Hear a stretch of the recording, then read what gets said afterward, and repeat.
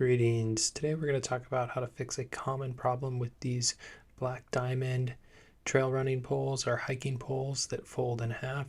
That metal shim can come loose. The glue that holds it into the pole can just detach, and then your pole won't look like this one. It will look like the one we have on the table, which has a new piece of cordage made from 1.8 millimeter curtain cord threaded through it.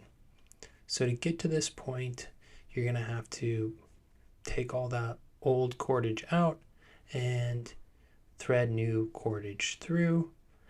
What I'm doing here is tying a fisherman's knot, and YouTube's your friend. You can YouTube how to tie a fisherman's knot or just do what I did there.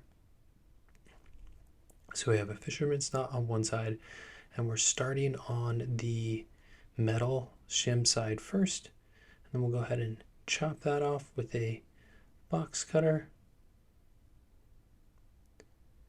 And then once that's chopped, we will burn that end, prevent any fraying.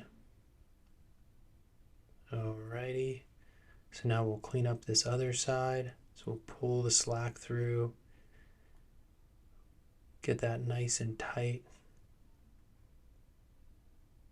And you may not need to thread new cord in yours. You'll just have to use your judgment. I went ahead and did, though. The other thing I'll talk about real quick while I'm doing this work of just pulling tension on it is that getting this shim out of your pole may require you to swing the pole in circles with the open end out to create some centrifugal force to cause it to eject from the pole. You may even need to use some lubrication that you clean out later. All right, so we got that there. We're going to go ahead and get our next knot tied, which is going to be an overhand. Now that we got this overhand knot tied as tightly as we can get it, as close as we can get it to this little hole, we are going to just kind of pop it right in there. And any bigger knot with the 1.8 millimeter cordage, which you kind of want the biggest cordage you can for the most strength, won't fit in that hole. So just get that knot as tight as I can, pop it in the hole. No, it's going to be a little loose, but that's okay.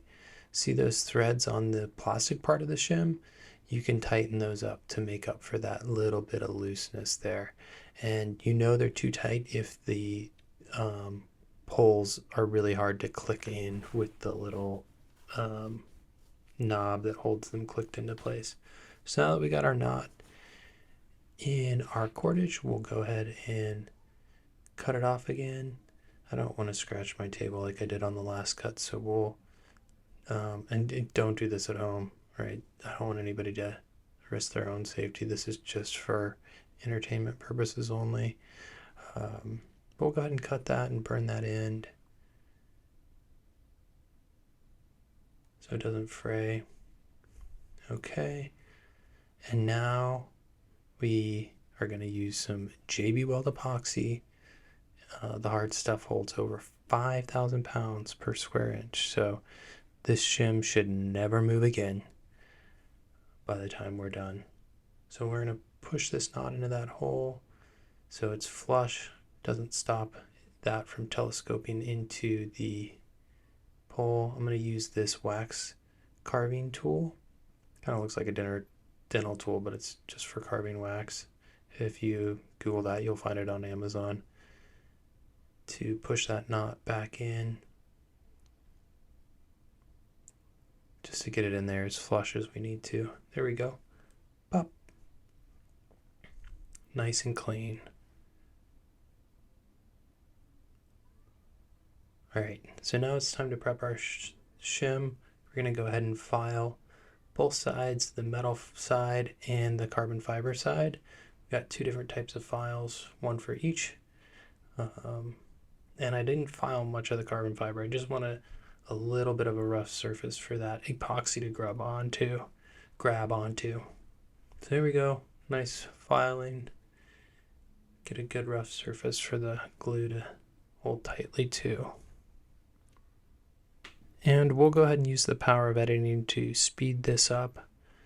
In real life, it's going to take you a little bit more time. This could take you an hour or two of labor if you're just going nice and slow, but drink some coffee and just tune into it. Alright, so now we're filing this guy. And you can find these files on Amazon. Just search for files. And we're getting our rough surface. Blow out the dust. And now it's time for our epoxy. But first we'll do a quick fit check. Okay, that looks good. We'll share and compare off the other piece.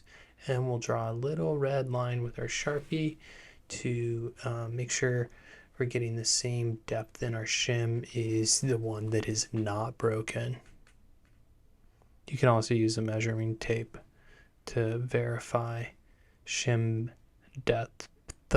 That way you know that the shim is inserted as deep as you want it to be. And then you can mark it with your red mark. Alright, more editing magic. We're just going to fast forward through this measuring segment. Alright, good enough. And we are on to our glue. So this is our JB Weld epoxy, 2-part epoxy. Always wear gloves when you mix and use this epoxy. Same with eye protection. You never want this on any part of your body. And you just go ahead and swirl that black and white hardener and steel until it's gray. Make sure you're doing this in about a room temperature environment. You don't want it too hot or too cold. It's not going to work if you're on a ski slope and it's raining outside, and it's not going to work in the Sahara Desert in the summer in the heat of the day. So once that's nice and mixed up, we got that nice gray color, we will be ready to apply it onto our shim. So that's what we're going to do next. We'll pop it back out. And we'll just go ahead and paste some on the outside. Just to get that hole ready. And then I'm just going to roll this shim. Happy rolls in the epoxy. Get a nice even coating all around it, knowing that I can just wipe off any extra after I finish spinning it into place. So here we go. We're just nice smooth rotation. Rotation helps ensure adequate coverage of the epoxy. You know, even though the carbon part of the pole won't hold 5,000 pounds of strength, it would break way before then. I like to pretend it would. So that's why I'm being so thorough here with this insertion. And then I'm just kind of cleaning off the extra, using the gloves to wipe it off, and then carefully grabbing so I don't get more on. And that is that. So over here, I'm going to put some epoxy in the knot hole and just make sure I'm smoothing down these surfaces here so I don't create an extra bump of epoxy that could prevent that from being inserted. I'm also going to put some on this side, just try and clean this up a little bit. Keep it held in place a little bit better. Now, one thing I'll say is I did use a drill, just like a Dremel tool basically, to get the old rope out without damaging that plastic hole, in addition to the wax carving tools. Also, I'm being very careful here not to get any glue on those plastic threads. Alright, now we're done. We're just going to wait for about 12 hours for this glue to cure. We'll screw that plastic end back into the pole, which I was careful to put a clamp onto so it wouldn't get sucked up into its other end of its pole, and then we're good to go. After that 12 hours, I took these poles out on a 35-mile, 3-day backpacking trip in the Los Padres Wilderness, and they worked incredibly well.